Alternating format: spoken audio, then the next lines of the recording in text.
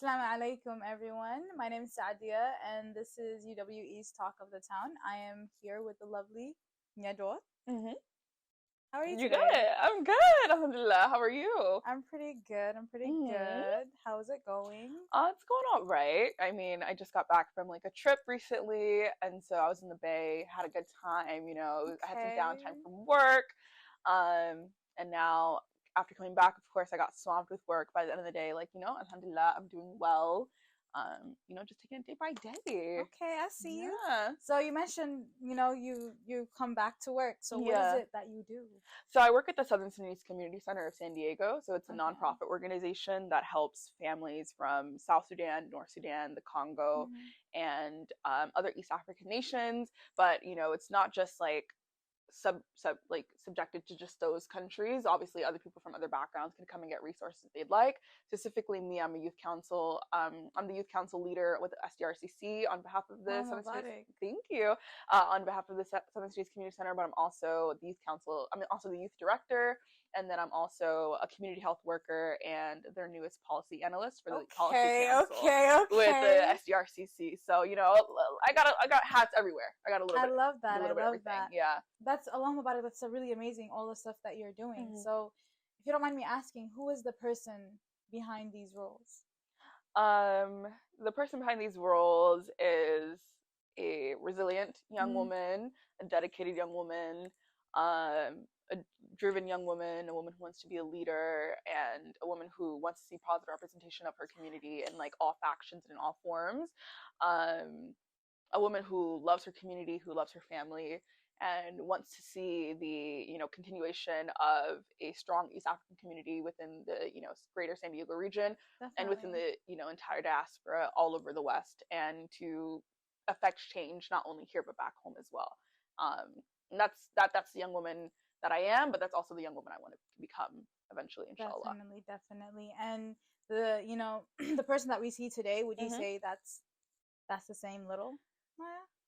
Um, I would say there was a lot of formative changes that had to Mm, happen. I was an insecure little girl. I There was a lot of times where I wanted to speak up, where I wanted to say things, but being a Southern Sudanese, child, especially a product of the diaspora, mm-hmm. being and I think one of the biggest things was being from one of the countries where we have like the darkest people in the world. Like Yeah, being in school, it was like a really like tough experience for me because I was constantly getting bullied for my skin. I was getting bullied for speaking another language. I was getting, just ridicule on all sides, just for simply existing. yeah. And so it was just like, it was really hard for me as a child, to kind of create like this new persona that I've now embodied as an older woman.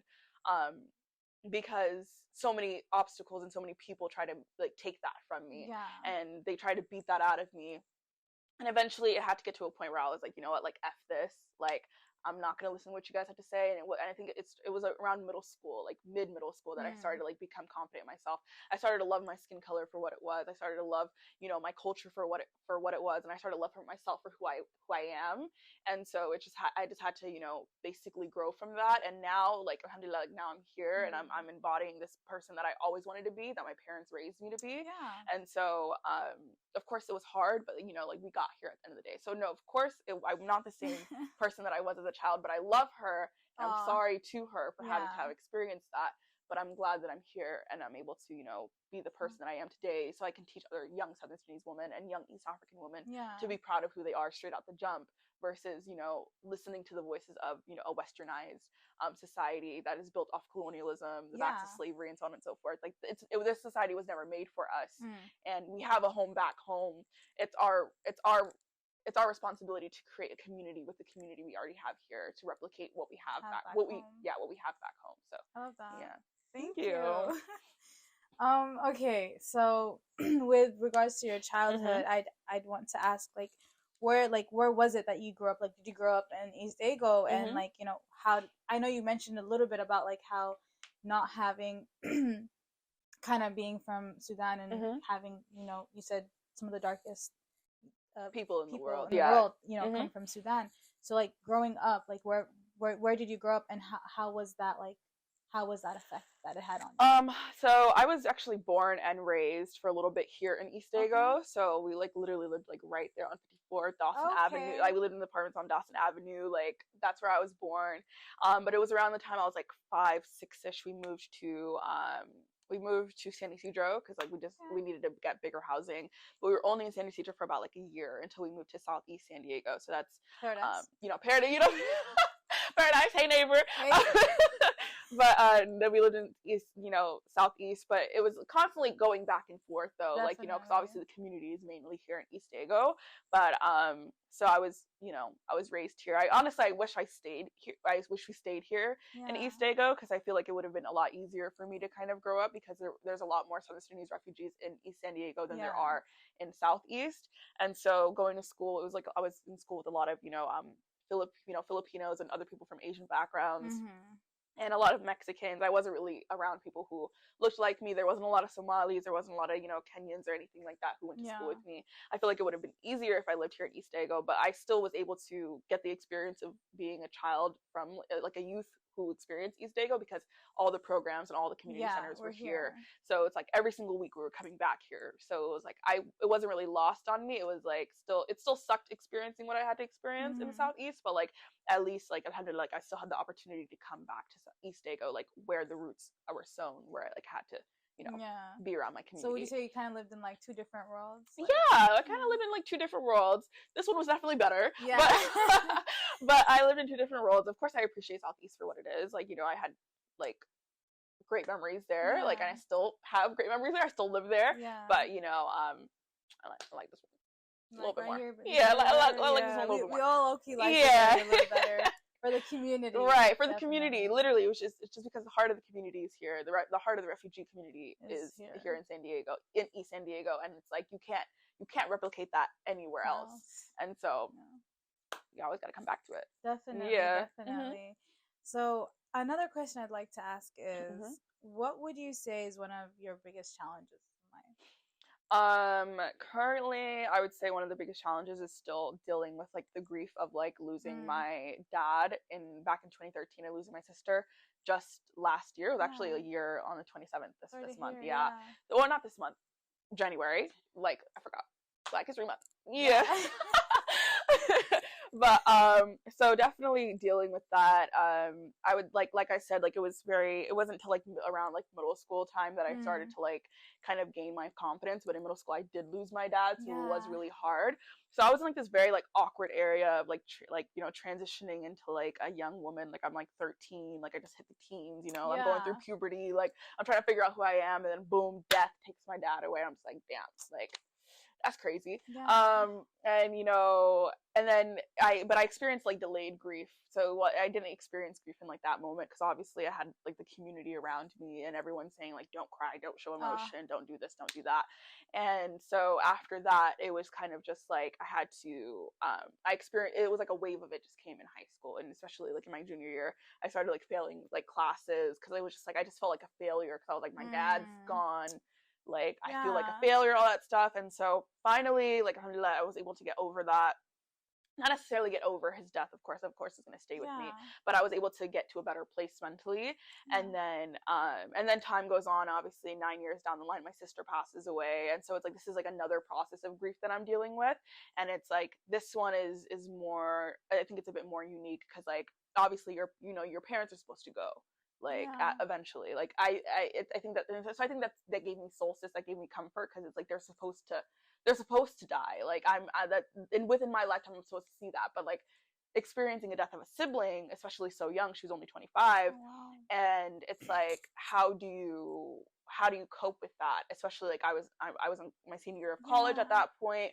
So it was just like, and then I was like, and I didn't really get downtime to like grieve because like I had to, when we found out she was dying, I had to be like the one to go to the hospital with my mom to like try to get to see her because like there was like COVID restrictions. And then like my older sister and my twin sister were back in Tennessee. My brother was in Arizona. My other sister wasn't here, so it was just me and my mom who were trying to organize and plan everything. And I'm doing this in like the middle of like my senior year of like college, so it's like I'm stressed and then on top of that, I have to plan like a funeral, I have to write a eulogy, I have to like do all this stuff, and it's just like back to back to back things that were hitting me, and it was just so much responsibility all at once. So I don't think I really had time to grieve, and so it's like at different times I'm experiencing like different emotions, and it's like it'll come like randomly, it'll come in waves, but like, you know, like there's not a day that goes by where I don't think about my sister, but there are some days that are harder than others. And I think like eventually, I think those days that are harder than others are going to catch up to me, because I'm not really taking the time to like grieve as much as I should. And so like I think like within time, like there'll probably be a moment where I'm going to be like down for like a few weeks maybe, but you know, inshallah, I'll get back up. But I, you know, I definitely like, just knowing that I experienced delayed grief before, like it's hard acclimating to life without having a sibling here. Like it's just like, because you just feel like they're going to walk through the door, but then like having her year anniversary, I was like, damn, like she hasn't walked through the door in a year, like what's going on? And so it's just trying to, you know, still go on with life, trying to still live, but then feeling guilty because it's like my sister is not here to also experience life. It's a very like it's like a double-edged sword, like, because it's like, you know, it's supposed to happen, you know, like if Allah wills it, like it'll happen, and you can never question him, but it's also at the same time, it's like, why is this like, I just don't want to feel like this. And so I would say those are the biggest challenges that I'm like, you know, handling right now. No, of course. Oh, wow, I think it's very important for us to be authentic, to be real. I don't think our community talks about this enough, especially the Southern Sudanese community. You know, you being in the Somali community, I'm sure you experience that as well. We don't talk about like grief. We don't talk about, you know, depression. We don't talk about things that revolve around the realm of mental health. We usually just like sweep it under the rug, and nobody has like authentic conversations about how they're feeling. Usually our parents and our families will tell us, you know, you just have to, it's life, you just have to get over it, you just have to, you know, like pray it away. But it's like there's not enough that you can do that's gonna like heal a broken heart. And I think it's important for us to be authentic about it. Like, yeah, of course it's hard for me to talk about my sister, but it's like, if this can help somebody else, like I might as well take that opportunity. I might as well take that chance. Why be selfish with the information that I have? Why be selfish with the experience that I have? And, you know, allow people to, you know, also recognize like that grief is okay. It's a process. It's never linear. And you just have to go about it like in the way that is authentic and true to you. So, yeah. Thank you. You're welcome. And I'm sorry to hear that. Like thank you. Yeah. It is a difficult topic, definitely. What I would want to say, or want to ask again is, would you say that this challenge that you've had in your life, right, shaped your passions that you have? And what would be, like, you know, the passions in your life? So the passions that I have in life are definitely to go back home eventually, go back to South Sudan, go back and, you know, help like rebuild the country. Like, it's the world's newest nation. We just got our independence in 2011, and 2011, we had one of the longest civil wars. It was over 50 years actually. And so my goal is to one day, inshallah, go back and, you know, help rebuild the country.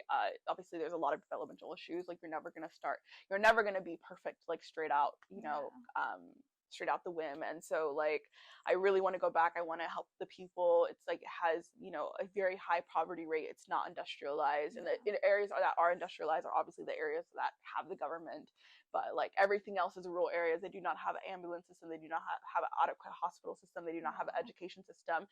And my goal is to one day go back and be able to, you know, be part of that change. I don't think I'm going to be the champion for it, but I think I'll definitely be part of that. And my dad was definitely one of the biggest pillars in my life that like kind of inspired me to be like that. Of course my mom did as well, but I think as all diaspora children, like, or all products of the diaspora, one of our goals is all to like go back one day, you know, to go back home one day. And it's like, not that we're not thankful for the community that we have here in the United States, but it's also just like our countries cannot keep shipping people out. We have to find a way to bring us back in, and to, you know, help rebuild and industrialize, and also like ensure that we're going to be okay at the end of the day. And my dad, like, he was actually a chief in like in a village in Gambela back, which is in the what is it? It's in the westernmost part of Ethiopia, called Gambela. And so he was a chief, and he basically was a huge leader in his community back home. Even when we were back, even, you know, when he was alive here in the United States, he was a leader for the Nuer community. There's 64 different ethnic tribes in South Sudan, and most of us have different languages. The Nuer tribe is the second biggest tribe, which is where I'm from. And so my dad was like the leader of the Nuer community here. And so growing up, I always saw him in like leader, you know, in a leader position. And he was, you know, always doing like, you know, hosting community meetings and so on and so forth. So it's like, I feel like this is where I was meant to be. Like, you know, I'm definitely following in his footsteps. You know, I saw like, of course I didn't have the longest time to see, you know, to ask him any questions about how he did what he did. But, you know, I think that it's kind of like replicated in my bloodline somewhere. You know what I mean? And so even though like his death is a challenge that I'm still dealing with, I think that it's also just like a beautiful thing to see that I could, in every single thing that I do that's leaderly in any sort of way, shape, or form, I see him in myself.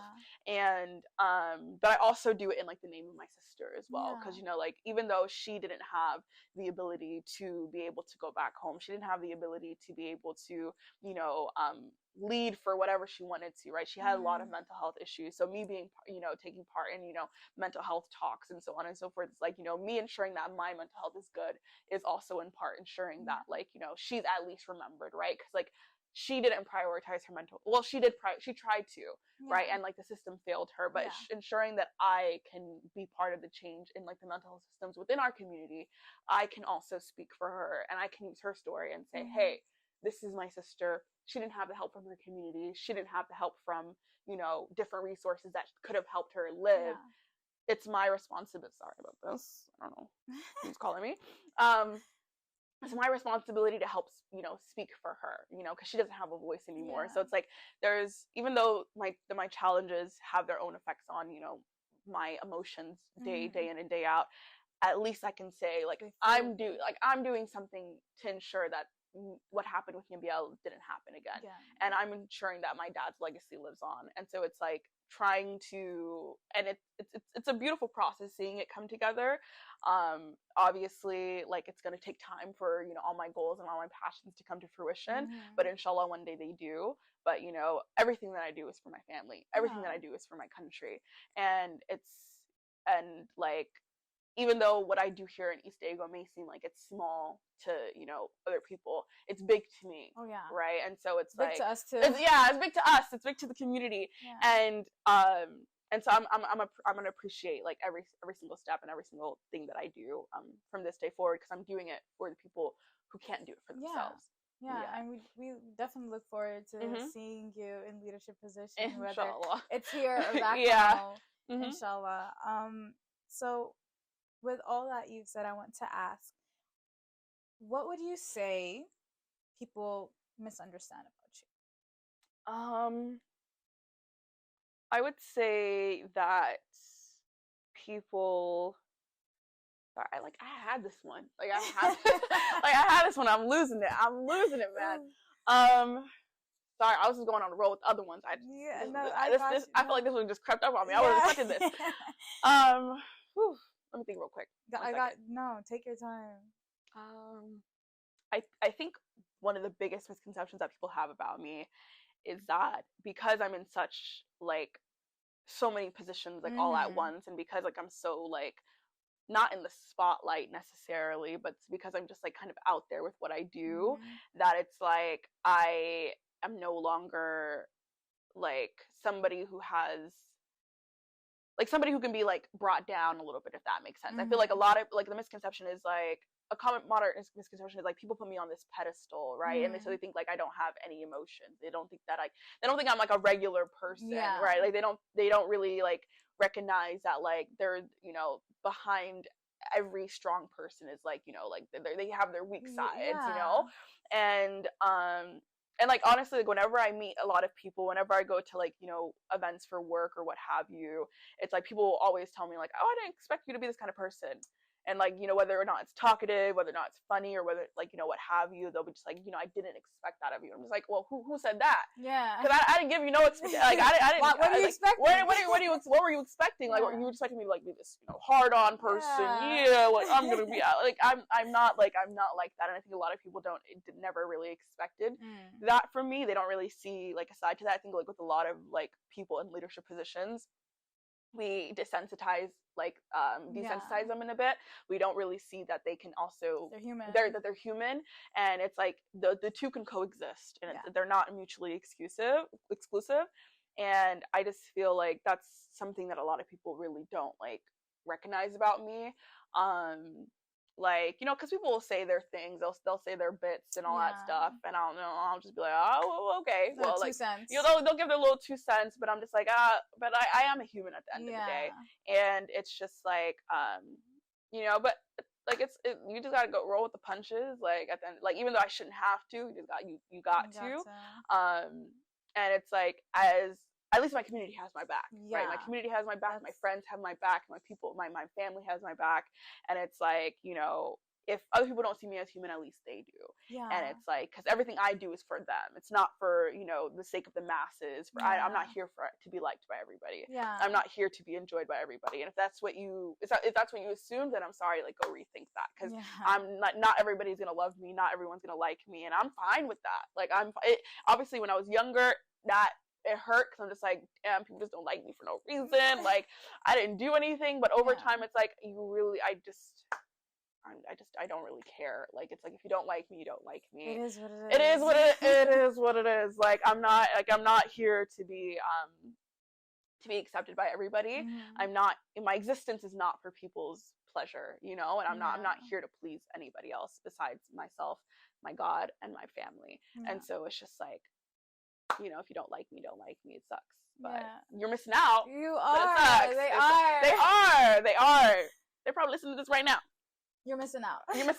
Yeah. Well, I hope we cleared that up. She's human. I'm human. Yeah. Thank you. Human. All right. You're human. I'm human too. I don't know. Okay. Moving on. What's one thing you want to change about yourself to better yourself in the upcoming year? Or I'd say this year, because just started. I want to be more daring.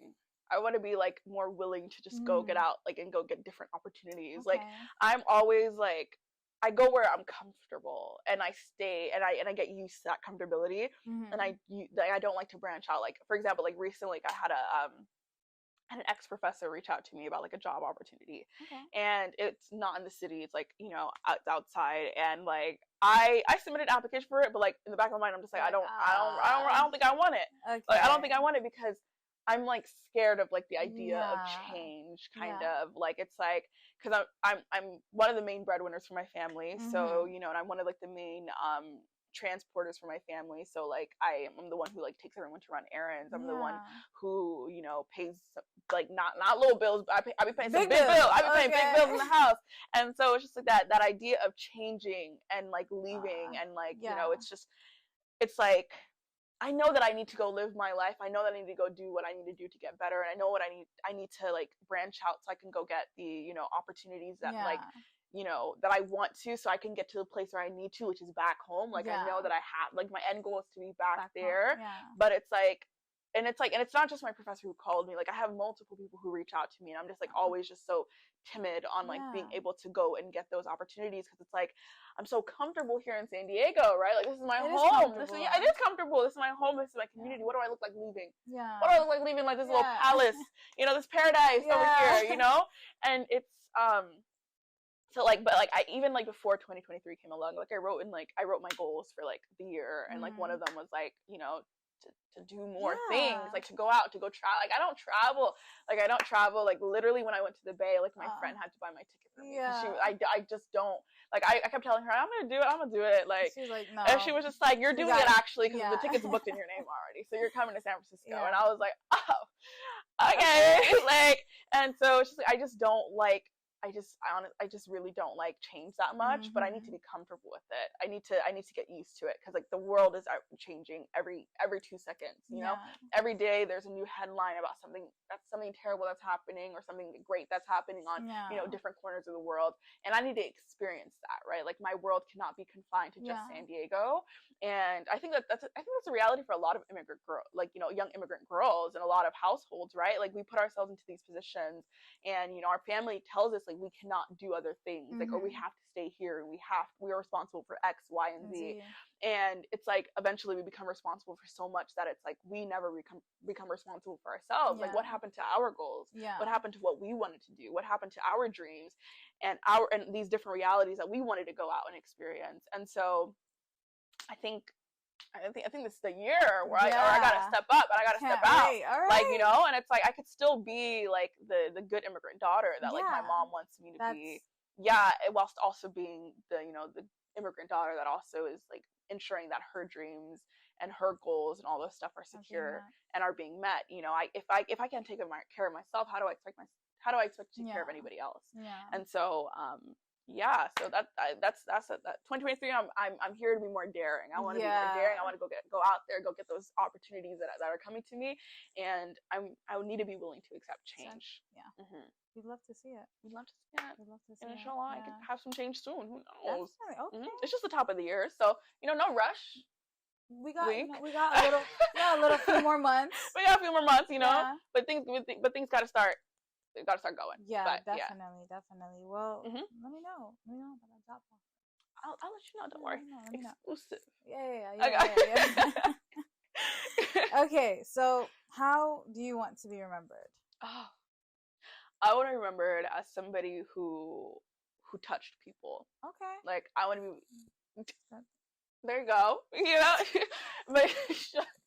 but no. But what I mean is, like, I want to be remembered like as somebody who's able to like make change in people's lives and people's families and so on and so forth.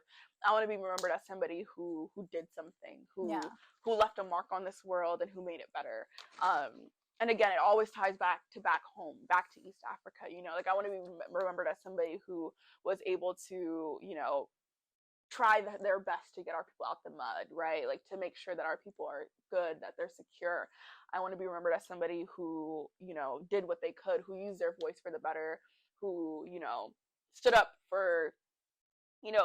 against those that were doing wrong, who, you know, stood up for those who were in oppressed situations. I want to be that person who changed like institutions and, you know, made them better for the greater good of the people.